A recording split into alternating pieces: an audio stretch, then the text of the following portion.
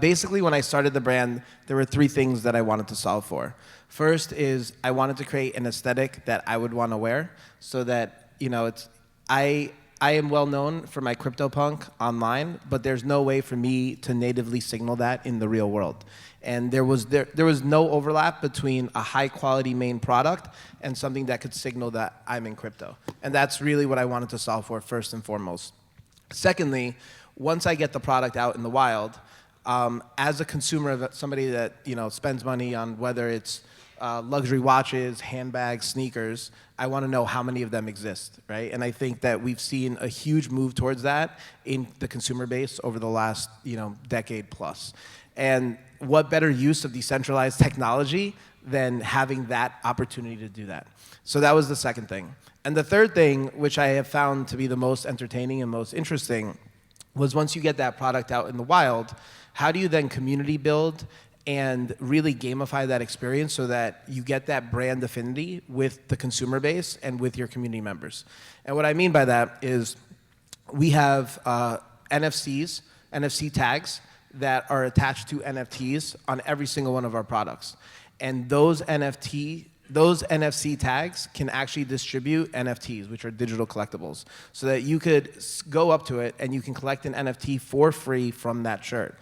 And we've been able to gamify that experience of having people connect and meet in real life and then bring those connections back home when they go home in the community, right? And creating that social layers, that social graph that generally doesn't exist today, and allowing and empowering that community member to then go do something cool with it, right? Something we were talking about backstage was, what does it look like, and we have that flow already where I'm wearing a 90cc shirt. If somebody comes up to me and is like, hey, I like that shirt, right? Usually, a lot of times people will be like, all right, I'm gonna go home and I'm gonna buy it.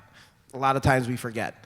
But how cool would it be if you could just say, I like that shirt. You can scan the shirt right then and there, and you can buy a shirt off of that shirt. And as the brand, I know who was the micro-influencer that convinced somebody to buy that shirt, right? And that becomes, one, super valuable to the brand, super valuable to the ecosystem participant of, that date. How do you elevate then that person within the community to empower them to be a brand ambassador even more?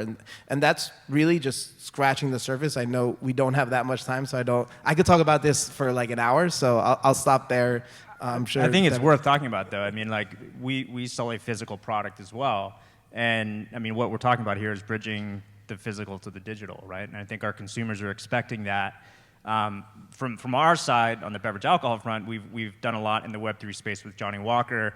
And we've actually sold physical bottles of Johnny Walker Ghost and Rare, which is a really unique luxury liquid that were paired with NFTs that extended that liquid in the bottle additional utility.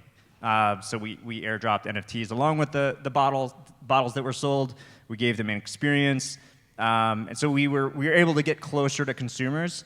So it's a way for us to get closer to a modern luxury consumer that we're coveting and that we're looking to grow.